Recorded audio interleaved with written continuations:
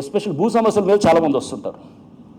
భూ సమస్యలు I think చాలా సార్ మాకు ధరణిలో మా ఇది వచ్చింది, వాళ్ళ పేరు వచ్చింది, మేము పొజిషన్లో నేను ఉన్నాను, లాస్ట్ 40 ఏళ్ళ నుంచి ఉన్నాను, వచ్చేసి నైట్ వచ్చేసి మా దాంట్లోకి వచ్చేసి అతను ఆక్రమించుకోవడానికి ట్రై చేస్తున్నాడు అన్నప్పుడు ఏం చేస్తాం మనం?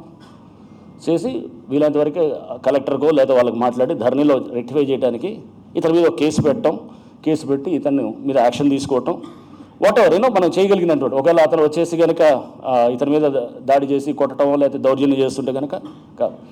ప్రజలకు చిన్న చిన్న అవసరాలు ఉంటాయండి, పెద్దవి కూడా ఉండవు. వాళ్ళకి ఇందాక అన్నారు కదా, అగ్రికల్చర్ ఏది మనకి చెప్తుంటే ఫైనాన్సు మితి, అది ఏది అధిక వడ్డీలు, అది చాలా పెద్ద ప్రాబ్లం అనమాట. అధిక మితిలు ఉంటుంది, ఏది గిరిగిరి పద్ధతి అంటారు, లేకపోతే ఈ టైప్ ఉంటాయి అనమాట.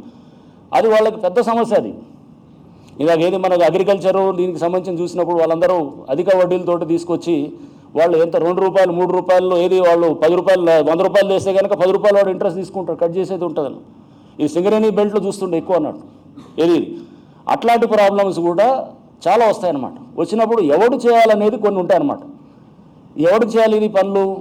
Is there Telangana money lending act or this some ఎవరికి చేయాలి, ఇది ఎవరికి అప్పచెప్పాలనుకున్నప్పుడు దెన్ అగైన్ అది ఉంటుందా ఏదో డాక్టరీన్ ఆఫ్ యాక్టివిజమో లేదా వాట్ ఎవర్, ఏదో అమెరికాలో ఆ సిస్టమ్ ఏదో ఉందని ఏదో మనం ఎవరో చెప్తున్నాం, మన లీగల్ అడ్వైజర్.